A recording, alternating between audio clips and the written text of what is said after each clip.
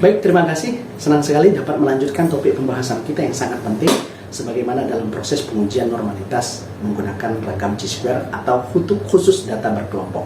Nah, sebelumnya teman-teman, kita sudah memperoleh nilai rata-rata dan standar deviasi untuk data berkelompok untuk kasus yang sudah diberikan.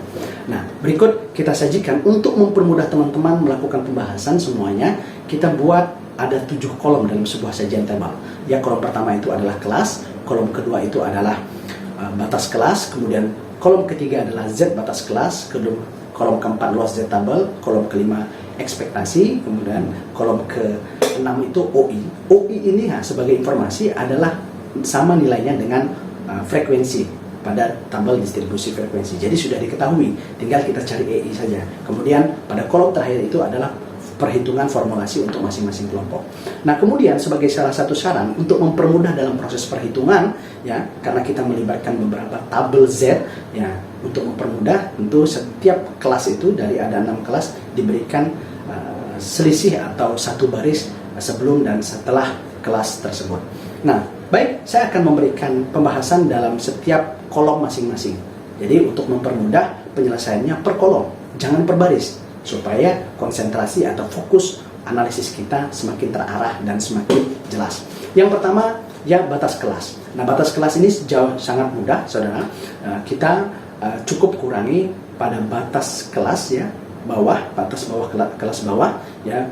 Misal kelas pertama itu 14 sampai 17, berarti dikurangi 0,5. Nah, 14 dikurangi 0,5 berarti batas bawah pertama itu adalah 13,5.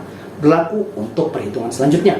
Kemudian Z kelas ini menggunakan formulasi BK itu batas kelas dikurangi rata-rata dibagi standar deviasi. Nah, ini fungsi rata-rata dan standar deviasi yang sudah kita cari pada pembahasan sebelumnya. Nah, sebagai sampel, ya, Z batas kelas pada bagian tersebut, ya, di mana Z batas kelas yang pertama itu 13,5 dari batas kelasnya, kemudian dikurangi rata-rata 26,2, kemudian dibagi standar deviasi 5,7, diperoleh minus 2,23. Minus dan plus wajib ditulis karena akan mempengaruhi proses perhitungan atau pencarian pada luas Z tabel. Nah, untuk Z batas kelas semua formulasi, ya, semua perhitungan menggunakan formulasi Z kelas. Nah, kemudian selanjutnya kita pencarian luas Z tabel. Nah, luas Z tabel ini untuk mempermudah mencarinya, ya, ini tersedia di dalam tabel Z. Silakan buka tabel Z. Ada minus 2,23 dengan minus 1,53. Nah, saudara, minus dan plus ini mempengaruhi proses perhitungannya. Tapi sebelum melakukan perhitungan, kita cari dulu nilai luas Z tabel. Nah, sebagaimana yang ada di dalam tabel, langsung kita cari atau kita tentukan dari tabel Z. Nah, di tabel Z itu ada baris dan kolom. Di mana baris itu kita baca angka pertama sebelum dan angka pertama setelah koma. Ya, setelah koma. Berarti angka pertama pada minus 2,23, ya, 2. Angka kedua pertama setelah koma juga 2, berarti pada baris 2,2 dipasangkan dengan angka kedua setelah koma, berarti 0,03, diperoleh pada tabel Z 0,4871. Sedangkan 1,53 sama halnya, pada baris kita baca 1,50, pada kolom kita hubungkan dengan 0,03. Jadi diperoleh pada 2,23 itu nilai tabel Z-nya 0,4871, sedangkan 1,53 tabel Z-nya itu 0,4370. Nah, saudara, untuk minus dan plus berfungsinya di sini. Kalau bertanda sama, minus dikali dengan minus, positif dengan positif, itu dikurangkan.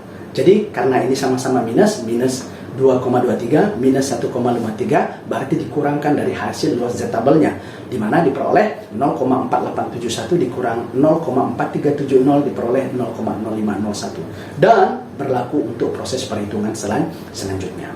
Nah, kemudian pada kolom selanjutnya kita menggunakan atau mencari nilai EI atau ekspektasi itu sendiri, jumlah siswa atau banyaknya data atau N dikali luas Z tabel. Jadi langsung dikalikan saja, karena ada banyaknya data 26, karena ada 26 siswa, dikali dengan 0,0501. Diperoleh nilai EI-nya itu 1,3026.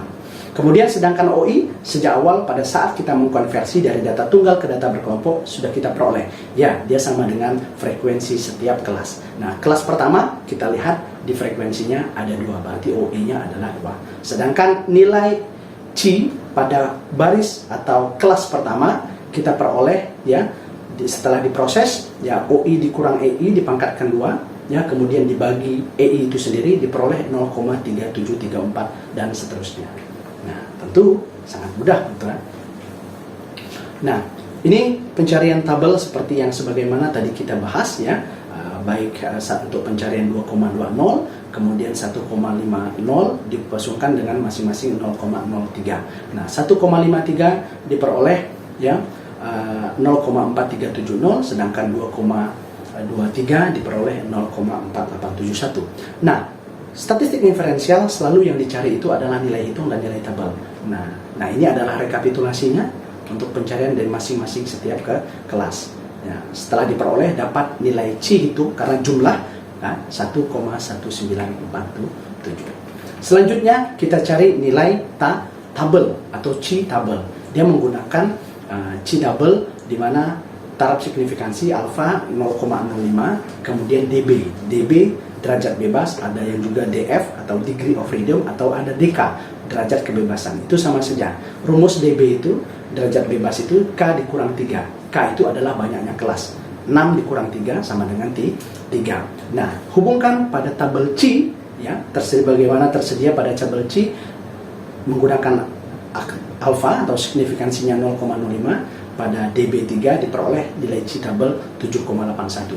Sebagaimana yang disampaikan pada formulasi awal bahwasanya, ya, diperoleh C hitungnya 1,1947, C tabelnya 7,815, sehingga C hitung kurang daripada C tabel, sehingga dapat disimpulkan kelompok tersebut berdistribusi normal. Sekian pembahasan topik kita untuk uji normalitas menggunakan ragam C-square.